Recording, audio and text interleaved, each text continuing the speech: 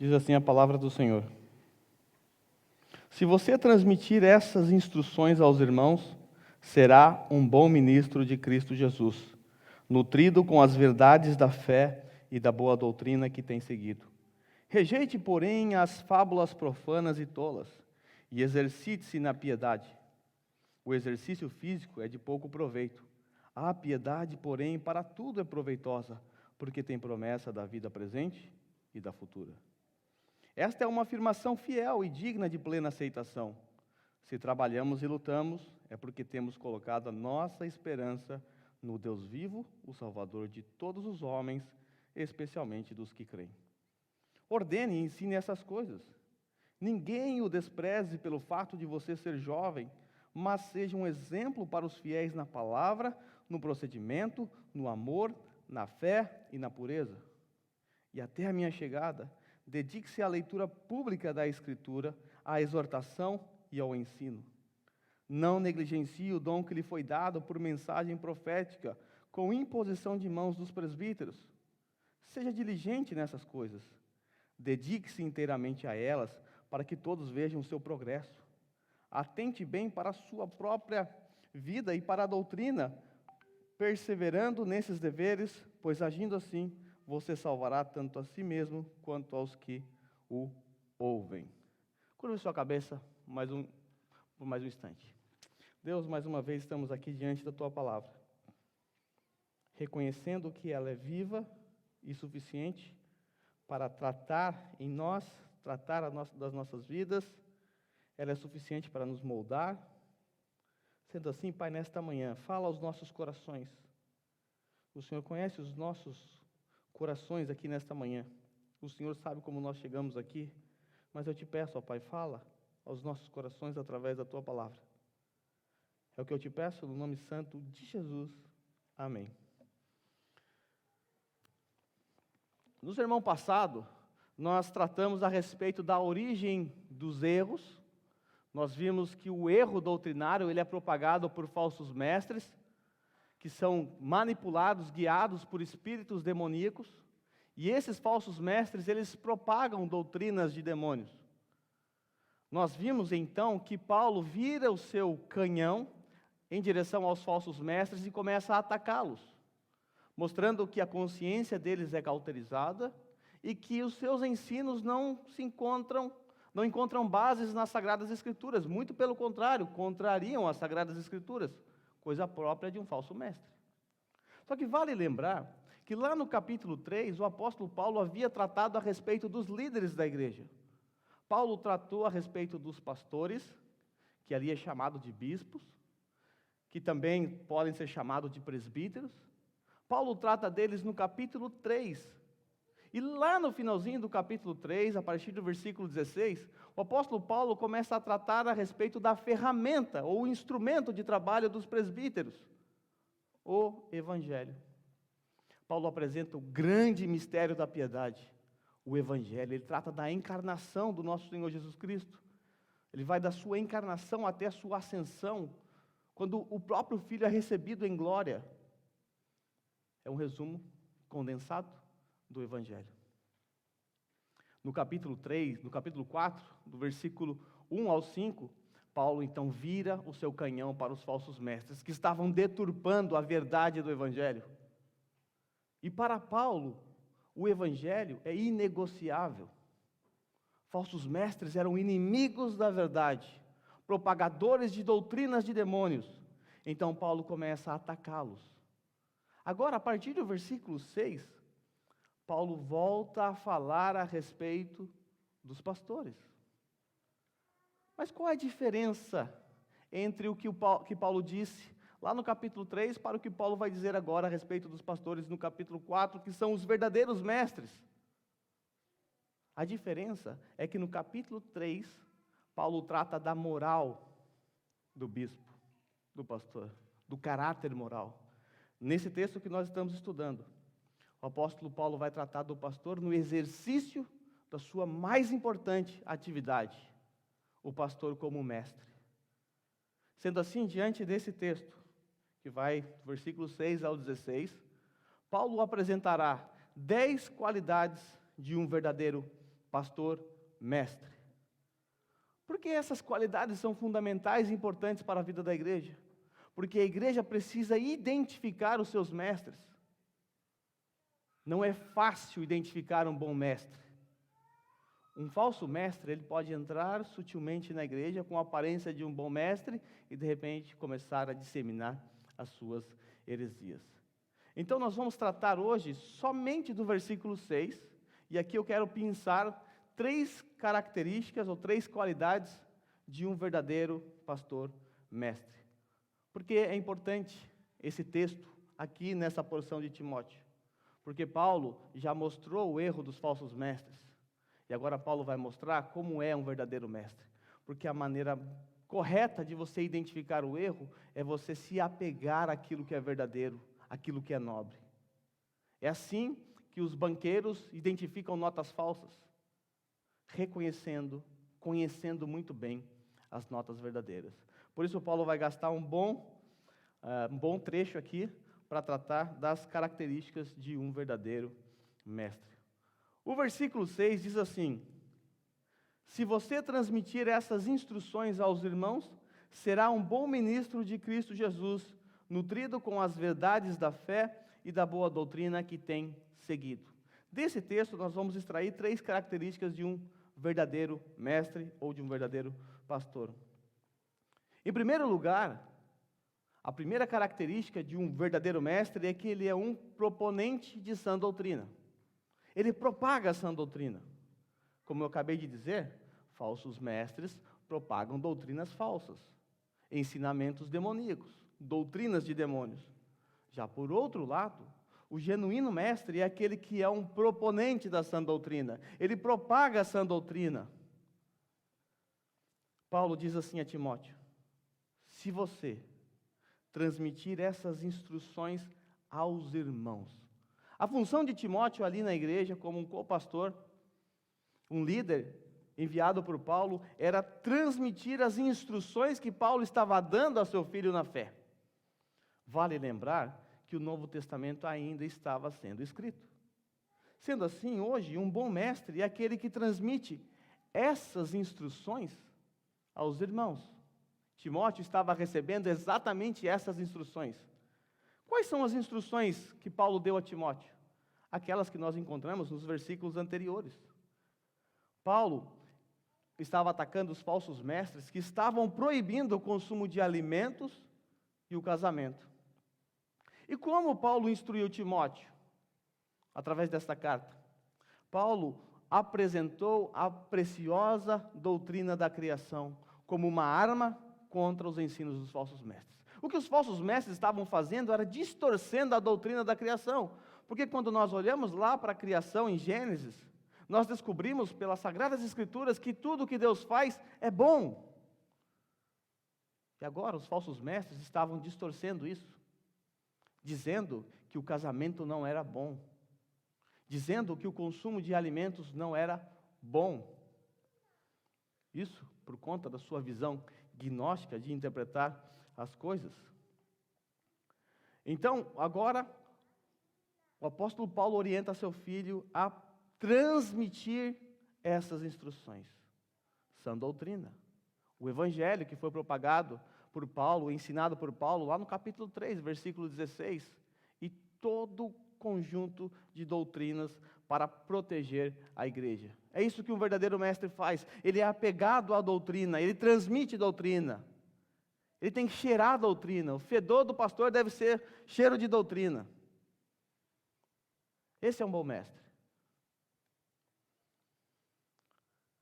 Lá no capítulo 3, nós já vimos as qualificações dos presbíteros.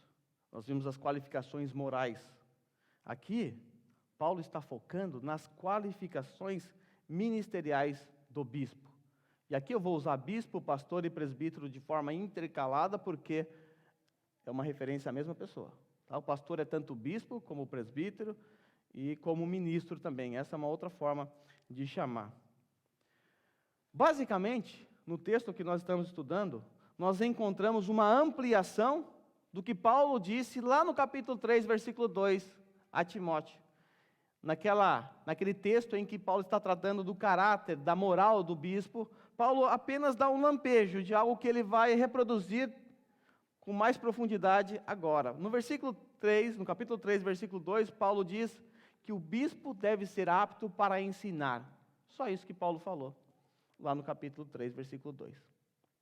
Agora, Paulo vai ampliar a função do pastor. A principal função do pastor é o ensino. É transmitir essas instruções aos irmãos. Para Paulo, os pastores, eles são fundamentais para a vida da igreja, porque eles são propagadores de doutrinas.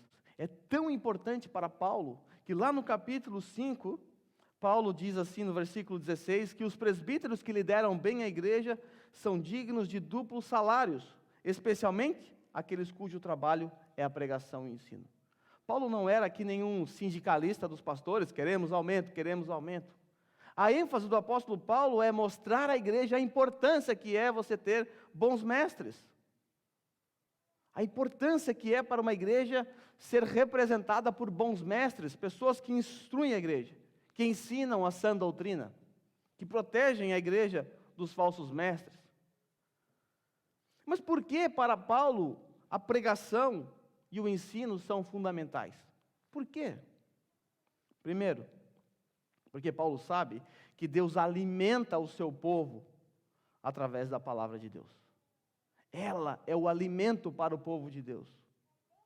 E os mestres verdadeiros são aqueles que alimentam o seu povo através dessa palavra.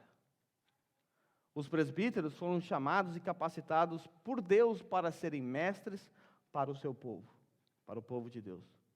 Muitas pessoas não gostam do tipo de sermão que nós pregamos aqui. Sermão que nós chamamos de expositivo. Eu já ouvi tantas coisas. Eu já ouvi pessoas falando, parece mais um estudo. Numa igreja que eu fiz parte, eu não conhecia sermão expositivo nem nada, mas eu tinha essas mesmas características na hora de pregar. E uma vez me disseram que eu não podia ser um pastor, e sim um professor de escola bíblica dominical, porque eu não sabia pregar. Tá, ok, pode ser que seja verdade isso mesmo. Mas o que estava na mente dessa pessoa, quando ela disse que eu não sabia pregar? O que ela estava esperando de mim? Por que na mente dessas pessoas eu não servia para ser um pregador? Sabe por quê? Porque quando eu pregava, eu não mexia com as emoções das pessoas. Eu não chamava as pessoas à frente chorando como eles faziam. Eu não manipulava as emoções daquelas pessoas. Eu apenas explicava o texto bíblico. E para eles isso era apenas um estudo bíblico, não um sermão. Agora, o que você prefere? Que eu diminua a luz?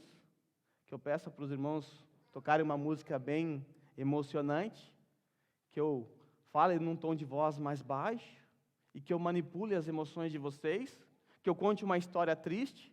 Que eu os faça vir aqui à frente chorando? Para lá na fábrica, durante a semana, você se sentir vazio novamente? A palavra de Deus é que nos enche. É a palavra de Deus que nos dá força para lutar contra o pecado. O salmista Davi disse isso: escondi a tua palavra no meu coração para não pecar contra ti. O salmista Davi não disse assim, eu fui lá na frente chorando, emocionado para não pecar contra ti. É a palavra. Paulo sabe disso. A palavra é fundamental para a vida da igreja. A igreja tem que ser centrada na palavra, não nas emoções das pessoas. Uma igreja forte não é uma igreja emocionalmente abalada, mas é uma igreja centrada na palavra de Deus. Por isso que para Paulo, a palavra é fundamental, o ensino é fundamental, a instrução é fundamental. Por que nós adotamos então essa prática de sermão expositivo, onde o texto é aberto, exposto e aplicado à vida da igreja? Porque nós entendemos isso, que a palavra de Deus é central para a vida da comunidade. Para nós, pouco importa o que pensa o pregador. O que nós queremos, na verdade, é o que a palavra de Deus diz. Queremos saber o que ela tem a nos dizer. Nós não queremos historinhas bonitas. Nós queremos a exposição da palavra de Deus, porque é ela que norteia a vida de uma comunidade. É ela que fortalece uma comunidade. Por isso, a função de um bom mestre consiste em abrir o texto, explicar o texto e aplicar o texto à sua comunidade. Em muitas igrejas, é servido comida podre, lavagem, lixo dos púlpitos. Muitos pregadores pregam em 3 pontos. Abrem o texto, primeiro ponto. Segundo ponto, fecham o texto. Terceiro ponto, nunca mais voltam para o texto. E daqui para frente, fica a critério da criatividade do pregador. Comida podre, lixo, blá, blá, blá. Outra razão para adotarmos o sermão expositivo é que nós entendemos que o bom ministro é aquele que tem que pregar todo o conselho divino. O pregador não deve ser aquele que pinça do texto somente aquilo que ele quer. O pregador é aquele que prega todo o conselho divino. Estou pregando nesta carta de Timóteo. Algumas vezes vou me deparar com textos que eu não gostaria de pregar, mas eu não tenho escolha. Eu não tenho escolha. Eu tenho que pregar todo o conselho divino. E o sermão expositivo proporciona exatamente isso. Nós não somos contra o sermão temático. Há espaço para isso. Charles Spurgeon é o príncipe dos pregadores, ele só pregava tematicamente. Não somos contra o sermão temático e é importante e há espaço para isso. Porém, ele precisa ser produzido por alguém que domine bem, que maneje bem a palavra. Porque senão, meu filho, sermão temático são uma tragédia para a vida da igreja, quando não bem preparado. Em muitos casos, o sermão temático é apenas usado para dar indireta nos irmãos. Vamos pensar numa situação hipotética. Acontece um caso de adultério na igreja, ou de outra imoralidade sexual. O pastor, ao invés de seguir o padrão de Mateus 18, ir lá confrontar particularmente, pessoalmente, o pecado do irmão, o que ele faz? Ele sobe no púlpito e ele prepara um sermão para dar indireta nessa pessoa. O alvo do sermão do pastor é apenas aquela pessoa que está com esse problema. É muito comum você ver isso. Quando nós expomos a Bíblia de forma expositiva, quando a Bíblia confrontar você, quando o sermão falar com você, não é indireta, nós estamos numa sequência. Você que veio no dia certo, na hora certa, para ouvir isso. E ponto. Nós pregamos expositivamente porque nós entendemos o valor que a palavra de Deus tem. Ela, a palavra, é o alimento do povo da aliança. Terceiro, por que para Paulo é importante a exposição do texto bíblico? Por causa da sã doutrina. Paulo sabe que a sã doutrina é a arma contra os falsos mestres. Paulo está lutando contra os falsos mestres. E qual é o antídoto? A sã doutrina. As sagradas letras. Como disse no sermão passado, falsos mestres, eles fazem de tudo para que você não conheça a palavra de Deus. Ele vai fazer de tudo para te afastar da palavra de Deus. Fala para o falso mestre que você quer começar um estudo bíblico na sua casa, com um grupo. Ele vai espernear. Fala para um falso mestre que você está estudando a teologia.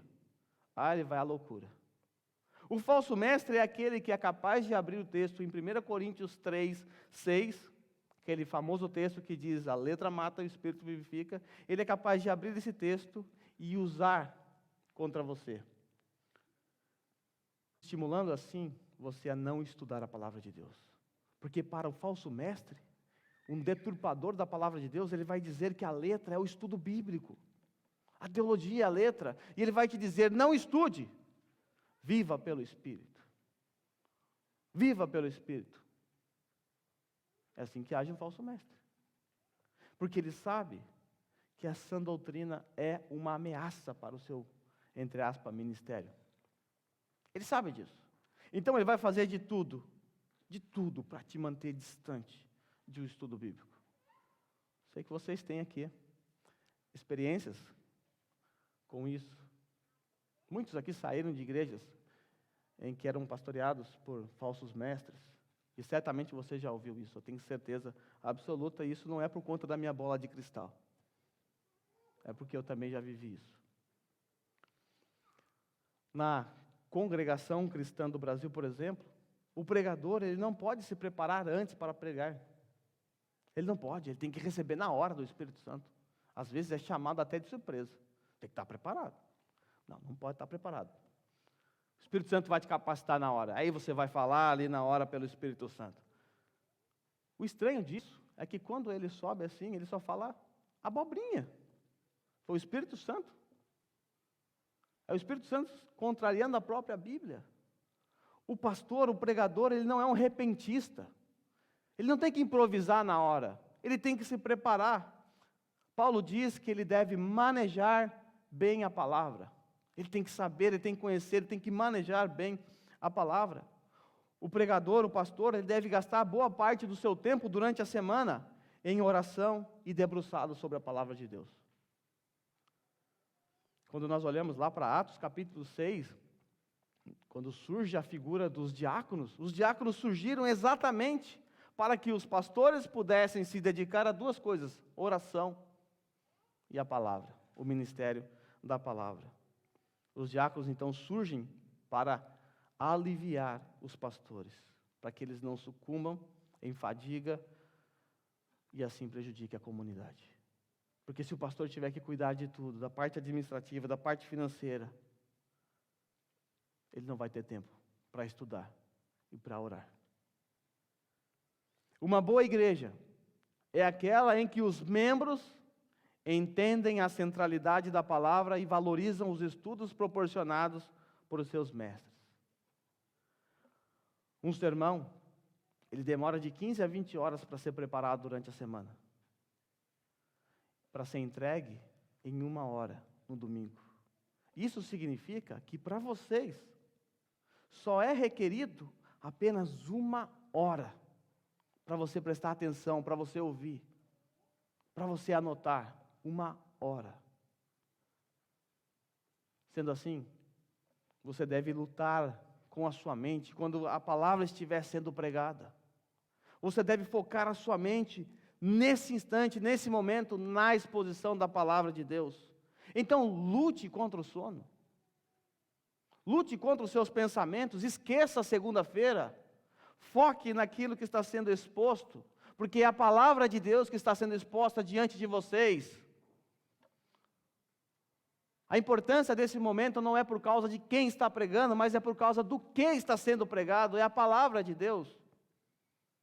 É a palavra de Deus. E lembre-se, muitas comunidades não têm a palavra de Deus como central, e muitas pessoas fariam de tudo para estar no seu lugar aqui hoje.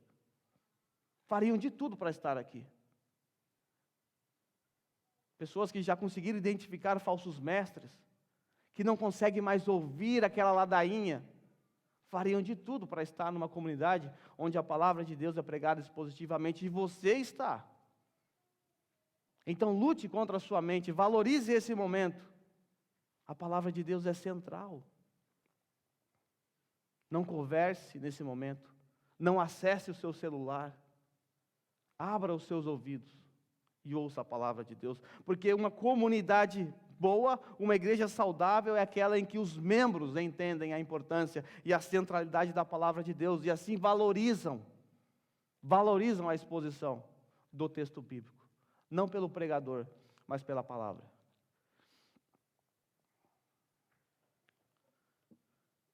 Quarto, porque para Paulo a exposição da palavra é importante? Por que desta orientação? Timóteo, transmita o que eu te passei, o que eu te ensinei. Por quê? Porque Paulo sabe que as Escrituras é suficiente. Paulo entende que as Sagradas Escrituras é suficiente. Na segunda carta que Paulo enviou para Timóteo, lá no capítulo 3, no versículo 14, Paulo deu uma orientação semelhante ao que estamos lendo nessa primeira carta. Paulo diz para seu filho na fé que permaneça nas coisas que ele aprendeu e tem convicção. Nós sabemos que Timóteo aprendeu as sagradas letras na sua infância, quando foi ensinado por sua avó, Lloyd, e por sua mãe, Eunice. Na sua juventude, o apóstolo Paulo o leva para a sua equipe missionária, e ele passa a ser instruído por Paulo. Timóteo era alguém que conhecia as sagradas letras. Foi ensinado na sua infância por sua avó e por sua mãe. E depois, ainda na sua mocidade, foi chamado por Paulo para estar ao seu lado em sua viagem missionária. Então, Timóteo não era alguém ignorante. Ele sabia, ele conhecia. Aí Paulo diz assim a Timóteo. Timóteo, é a última carta dele. Paulo está escrevendo a segunda carta a Timóteo. Ele vai morrer logo em seguida. Ele sabe que está próximo do seu fim. E Paulo diz a Timóteo algo importante. Timóteo, vou parafrasear aqui. Vou bater as botas. Eu não vou me livrar disso. Ele vai dizer isso na sua carta em outras palavras. Porém, saiba, Timóteo, toda Escritura é inspirada por Deus. Toda a Escritura é inspirada por Deus. Não se esqueça disso. Não se esqueça disso. Ela é inspirada por Deus. Ela é a palavra de Deus. E por ser a palavra inspirada de Deus, ela é útil para o ensino. Ela é útil para o ensino. Por que o sermão expositivo é importante? Porque é o ensino através da palavra de Deus. Timóteo, a palavra de Deus é inspirada. Ela é útil para o ensino. Ela é útil para a repreensão, para a correção. Timóteo, você vai corrigir a igreja. Você vai corrigir as pessoas através da palavra. Ela é útil. Quando você corrige o irmão em pecado, é através desse livro que você corrige. Não é pelo que você acha, pelo que você pensa. Meu querido irmão, você está fazendo o contrário ao que está escrito aqui. Corrija a sua vida. Ela é útil para a correção, para a repreensão. Querido Timóteo, não se esqueça que esse livro inspirado, que a Escritura inspirada de Deus, ela é útil para a instrução na justiça, para que todo homem seja apto e plenamente preparado para toda boa obra. É esta palavra que nos prepara para a boa obra. É esta palavra que prepara todo homem, todo crente para a boa obra. Todo crente é chamado para trabalhar na obra. E ele é preparado por essa palavra. Um dos lemas da tradição reformada é o sola scriptura. Lutero, o pai da reforma protestante, lá do século XVI, certa vez ele disse assim: fiz uma aliança com Deus, que Ele não me mande visões, nem sonhos, nem mesmo anjos. Estou satisfeito com o dom das Escrituras Sagradas. Estou satisfeito, ela é suficiente. Ela é tudo o que eu preciso.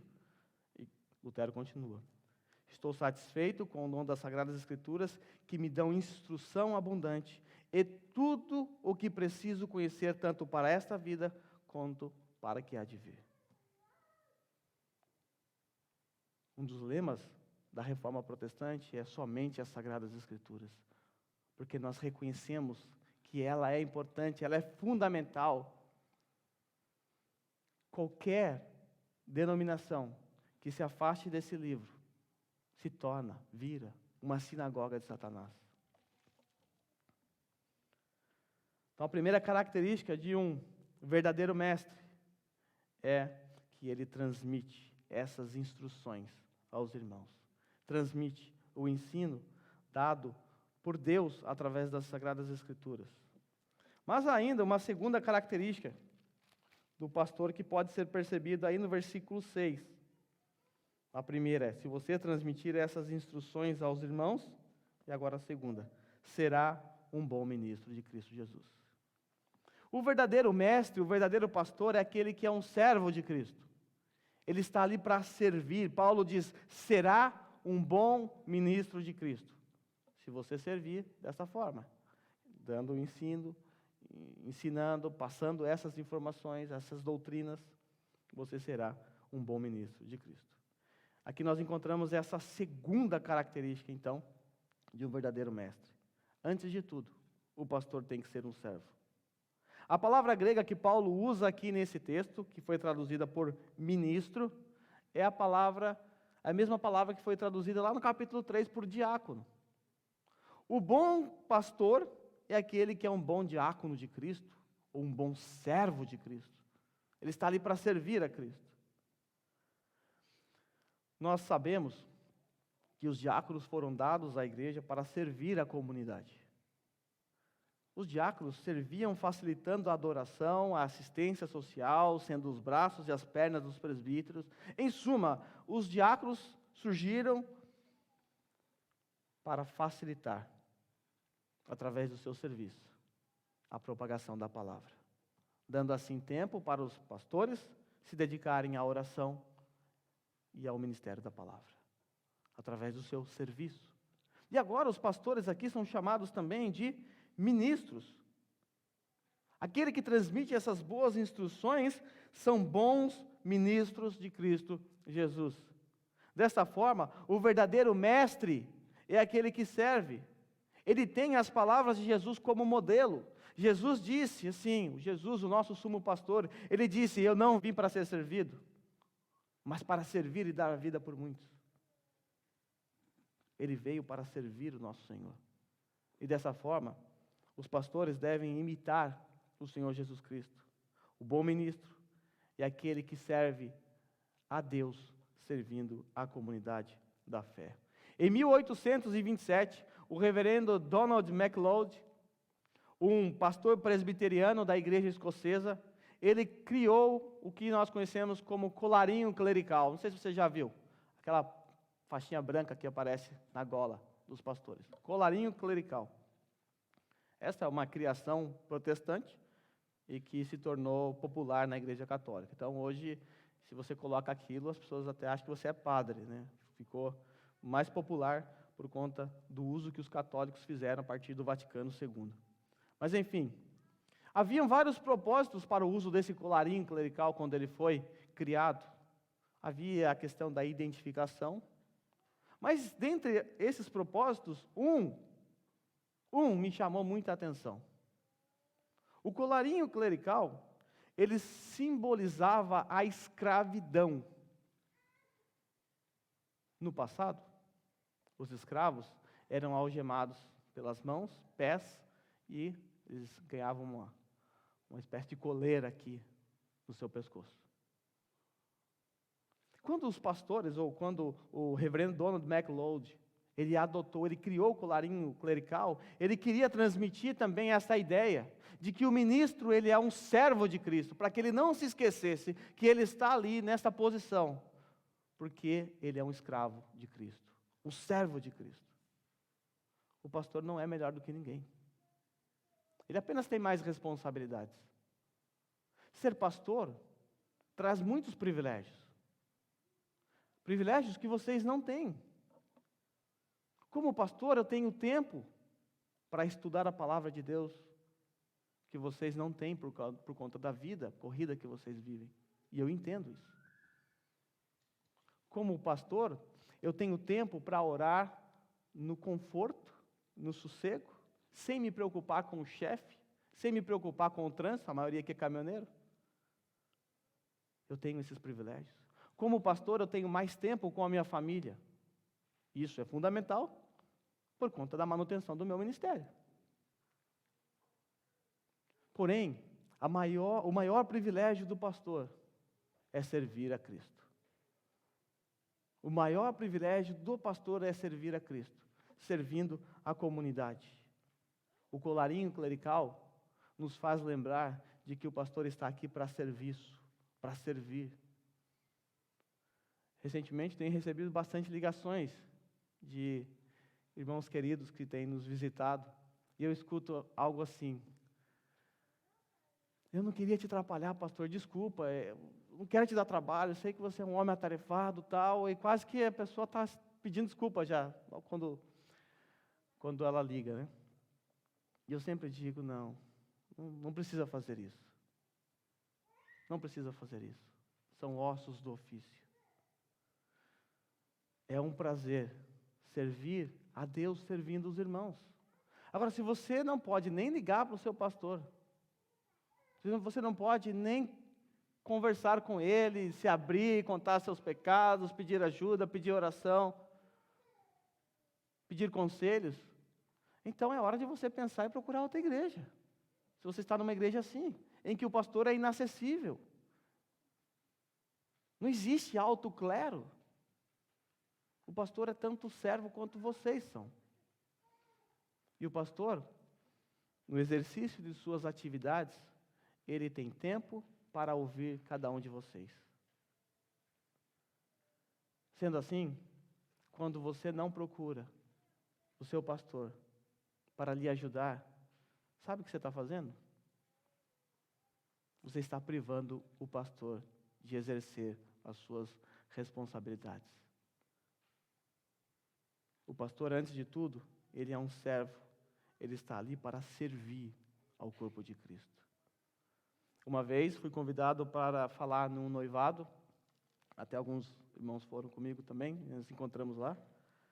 E quando eu cheguei para estacionar, para minha surpresa, tinha vaga especial para pastores. Eu fiquei assustado com aquilo. Aquele salão era grande, porém o estacionamento era muito pequeno. Então, os irmãos tinham que parar longe, em outro lugar, e caminhar, e dar umas pernadas para chegar no culto.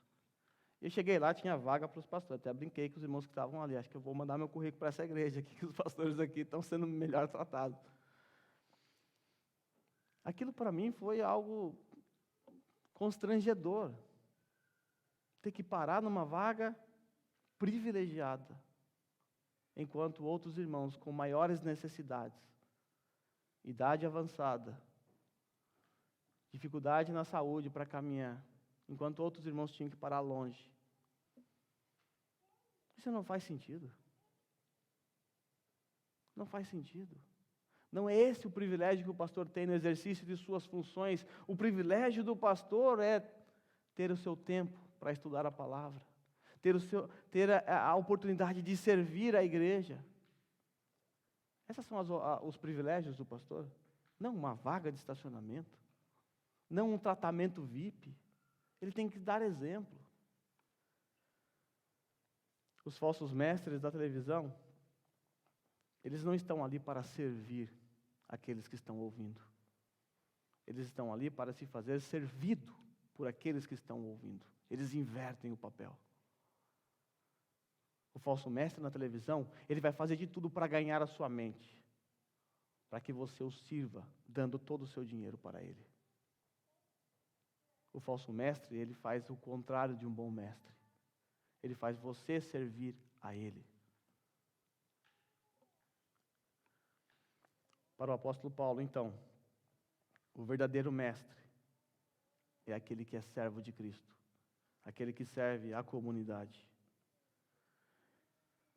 E por último, terceiro, ainda no versículo 6. Se você transmitir essas instruções aos irmãos, será um bom ministro de Cristo Jesus, nutrido com as verdades da fé e da boa doutrina que tem seguido. A terceira característica, dentro dessas 10 características, é que o bom ministro é aquele que é alimentado pela palavra de Deus. O texto diz, nutrido com as verdades da fé e da boa doutrina que tem seguido. O que são verdades da fé e boa doutrina? O que são essas verdades da fé? Verdades da fé é o conjunto de doutrinas que nós encontramos nas Sagradas Escrituras. O pastor é aquele que deve se alimentar da palavra.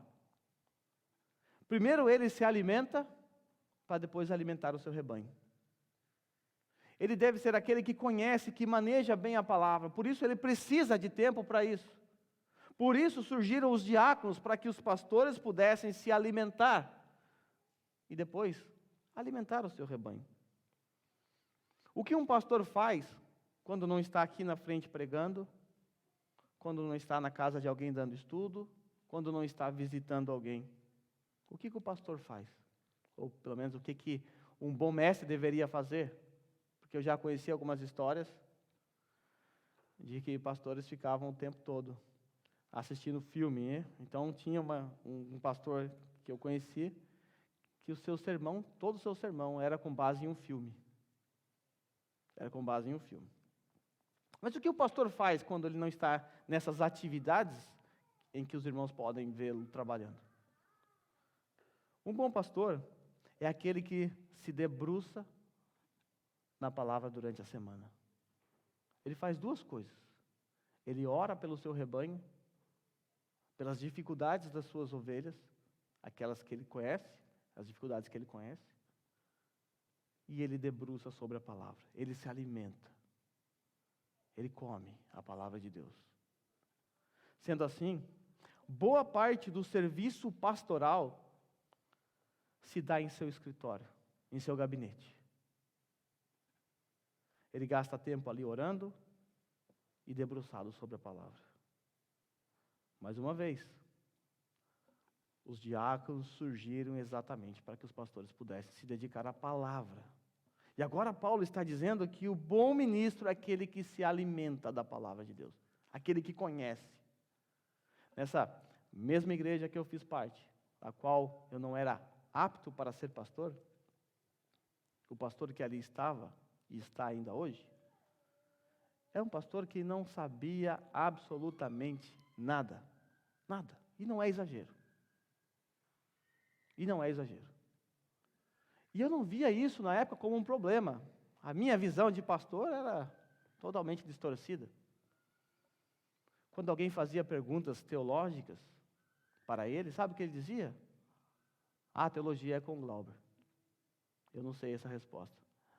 E isso não pesava a sua consciência. A comunidade entendia que isso era normal. Eu também entendia que isso era normal. Mas não existe pastor que não seja mestre. Porque a principal função do pastor não é ser um camarada legal que faz a mudança, que faz um churrasco gostoso, que te leva para o médico, te ajuda. Tudo isso ele faz. E faz com prazer. Mas não é só isso. E lá, ser um bom pastor era sinônimo de ser um cara legal. Não de conhecer a palavra de Deus. Um bom pastor, ele tem que manejar bem a palavra. E para isso ele precisa gastar o seu tempo estudando a palavra de Deus. Como eu disse, gastamos de 15 a 20 horas para preparar um sermão. Por isso, precisamos desse tempo. Para absorver a verdade. Para preparar esse sermão para ser apresentado à comunidade. Visando a edificação do corpo de Cristo. Para a gente concluir, apesar de Paulo tratar especificamente dos líderes da igreja, esse texto se aplica perfeitamente à vida de todos que estão aqui. Perfeitamente.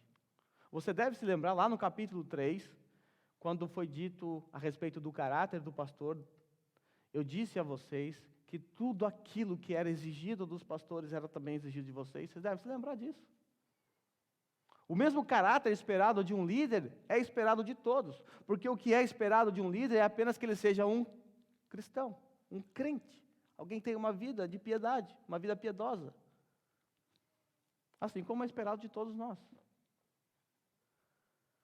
Sendo assim, quando nós olhamos para esse texto, nós podemos aplicar a vida da comunidade da seguinte forma: todos nós que estamos aqui, todos, sem exceção, se você é cristão, crente, se você já entregou sua vida a Cristo, então você é responsável por fazer com que a palavra de Deus seja transmitida. Ou não? Essa é uma responsabilidade só dos pastores? Anunciar o Evangelho?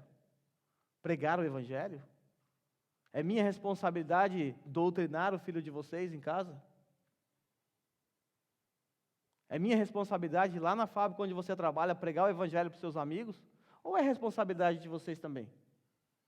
Todos nós, como cristãos, temos que transmitir essas instruções de Cristo que nós encontramos na palavra de Deus. Em poucas palavras, transmitir o Evangelho. Quando nós olhamos para a grande comissão, famoso texto de Mateus 28, o Senhor Jesus diz assim: portanto, vão e façam discípulos. Uma ordem para todos os discípulos, para todos os crentes. Vão, façam discípulos. Onde, Jesus? Em todas as nações. Tá, mas como? Batizando-os em nome do Pai, do Filho e do Espírito Santo. Tá, mas qual é a ferramenta, Jesus? Como que eu faço isso? Jesus diz assim: ensinando-os a obedecer a tudo aquilo que eu vos tenho ordenado. Como é que eu faço um discípulo? Transmitindo tudo que está aqui. Todo o conselho de Deus. Ensinando aquele que você está discipulando a obedecer a tudo aquilo que o Senhor Jesus Cristo ordenou. E o que o Senhor Jesus Cristo ordenou está aqui. Todos nós somos convocados a fazer discípulos. Somos convocados a transmitir os ensinamentos do Senhor Jesus Cristo para outras pessoas. Como nós podemos colocar esse texto em prática na nossa vida? Através da cultura do discipulado, através do discipulado. Através do discipulado nós servimos. Lembra o segundo ponto? Um bom ministro é aquele que serve. Isso é aplicável a todos nós. Porque todos os cristãos são convocados a servir no corpo de Cristo. Ninguém foi enxertado neste corpo para ficar de braços cruzados. Todos fomos convocados a servir. E servir com amor, porque estamos fazendo ao nosso Deus. Quando nós discipulamos, nós estamos servindo. Quando você vê um irmão com dificuldades, passando por uma luta específica, talvez uma dificuldade de saúde, com os filhos, casamento, ou algum pecado específico, você é convocado a servir. Você é convocado a se pôr do lado desse irmão, e emprestar os seus ouvidos, e orar com ele, fortalecê-lo na fé. Assim você está servindo, você será um bom ministro de Cristo, um bom servo de Cristo, um bom diácono de Cristo. Terceiro ponto. Primeiro ponto, nós vimos que nós somos responsáveis pela transmissão da palavra. Segundo, nós fazemos isso por serviço a Deus e à comunidade, através do discipulado. E por último, todos nós devemos ser nutridos da verdade, da fé, da boa doutrina. Todos nós precisamos nos encher da palavra de Deus. Não são só os bispos, mas todos. Todos. Portanto, se no domingo você vem aqui para se alimentar somente no domingo, não faz isso durante a semana, você é um cristão desnutrido. Você é um cristão fraco. Porque no seu dia a dia, você não se alimenta apenas de uma refeição. Você não come uma vez por semana. Você come todos os dias. Por que você faz isso? Para você se manter em pé, para você se fortalecer. E por que nós tratamos a palavra de Deus de forma diferente? Por quê? Nós, todos, devemos ser nutridos com as verdades da fé, da boa doutrina. Da boa doutrina. Falsos mestres que rejeitam as doutrinas, que chamam de letra que mata, devem arrancar os seus cabelos. Porque Paulo diz que nós devemos ser nutridos com as verdades da fé, com um conjunto de doutrinas, e seguir essas doutrinas. Se você achou que esse seria um texto, um sermão só para mim, lê do engano. É para todos nós. Então não se esqueça. Não se esqueça. Você precisa se nutrir das verdades da fé, da boa doutrina que você tem seguido, que você conhece, para que você sirva nesta comunidade, através do discipulado, ao transmitir instruções que o próprio Cristo deu através da palavra dele. Da palavra dele. Volto a repetir. Uma boa comunidade, uma boa igreja, é aquela em que os membros entendem a centralidade da palavra e valorizam os estudos e os ensinos proporcionados por seus mestres. Por seus mestres. Se a igreja não valorizar a palavra de Deus, nós seremos uma igreja fraca, desnutrida, pobre. Então que o Senhor Jesus Cristo, através do Espírito Santo, nos ajude a nos mantermos fiéis ao santo Evangelho dado por nosso Senhor Jesus Cristo.